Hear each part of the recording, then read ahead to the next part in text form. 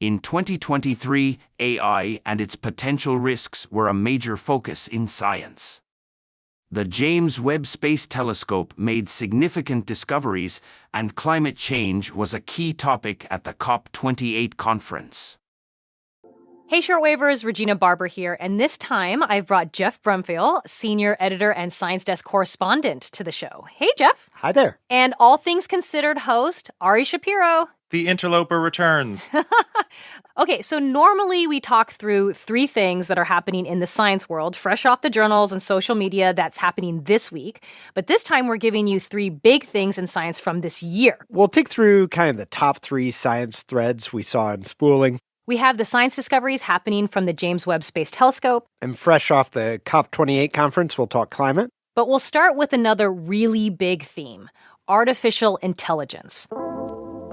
All on today's episode of Shortwave, the science podcast from NPR.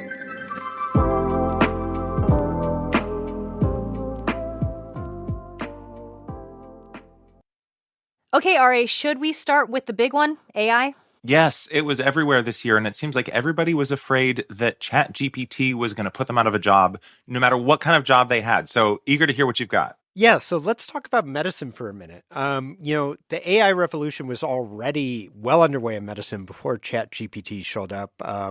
People have been developing algorithms to do things like diagnose diseases and scans and things like that.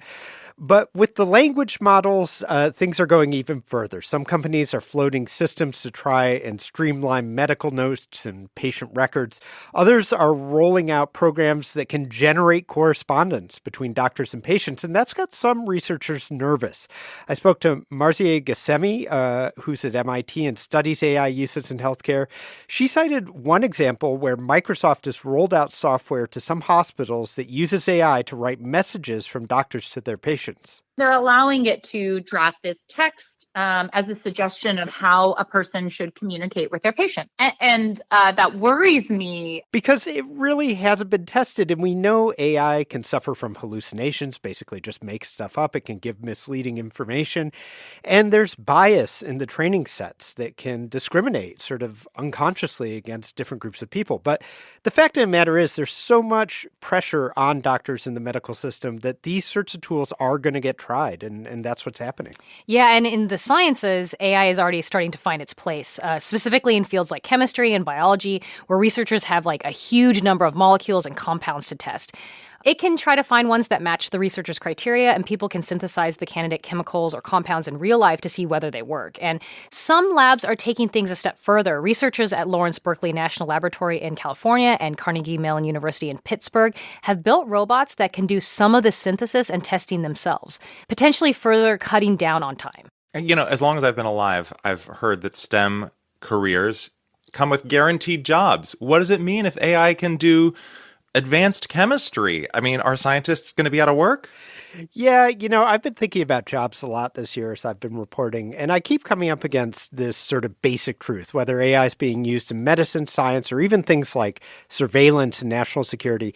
It always seems like it comes back to the fact that it works best with a human in the loop. I spoke to Sasha Lucioni, a researcher at an AI company called Hugging Face, and she put it this way. I don't see generative AI models replacing people, but I can see them, helping people or being used by people in their existing jobs in order to go faster or to be, to have more creative ideas. And our colleagues at Planet Money really saw this firsthand. They used AI to make a series of episodes, and it worked. I mean, it did a lot of the work for them, but it worked best when they were giving it feedback. So I think that's something that, we can hold out some hope that they're not just going to take our jobs, the bots. Okay, well, our second big topic is climate. What have you got for us? Yeah, so 2023 was a hot year. So hot that once all the data is in, it's expected to be announced that this year was the hottest on record. And I know scientists say if we want to avoid the most catastrophic effects of climate change, humans need to keep global temperatures from increasing more than 1.5 degrees Celsius compared to pre-industrial levels. How close are we to that number right now?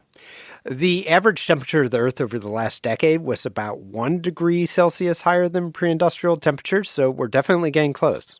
Yeah, and earlier this year, our colleague on the climate desk, Rebecca Hersher, she reported that to limit warming to 1.5 degrees Celsius, humans would have to slash greenhouse gas emissions more than 40% by 2030. And we're not on track to do that. Yeah, even the most ambitious plans to cut emissions wouldn't get to zero by 2050. So you're right, it's unlikely. But it's not like a cliff where humans are doomed as soon as we reach 1.5 degrees Celsius. We still have a lot of power to limit the negative impacts of climate change. Well, right, a cliff implies that you either go over it or you don't. But if we don't hit 1.5, we have to keep it below 2. And if we don't keep it below 2, we have to keep it below 2. Like, it keeps getting worse, right? Yeah, I mean, that is stressful. But I do want to say, it's not all doom and gloom. Like, humans are taking action around the globe, and NPR covered some of those efforts during our Climate Solutions Week, like how Uruguay is using wind power and other green energy sources to help power their grid, 98% of the country's grid.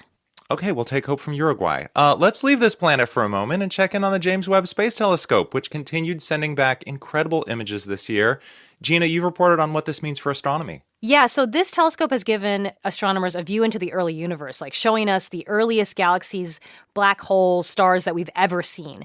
And what they look like is shocking to scientists because they are way more grown up than scientists like astrophysicist Jorge Moreno expected. It's like if you went to a kindergarten and you saw a teenager. For perspective, I mean, galaxies were thought to form about 1 billion years after the Big Bang, given the universe is around 13.7 billion years old in total. But now JWST is really testing that hypothesis. Yeah, and also to put these discoveries in perspective, another astrophysicist, Priya Natarajan, pointed out that we have already detected the oldest galaxy, the oldest black hole, just since JWST started its science operations last year. So she's pretty sure we'll discover more record breakers in 2024. Temperature records on climate, age records on black holes. It's a year of records. Ari, thanks for hanging out with us. Yeah, thanks. Always a pleasure.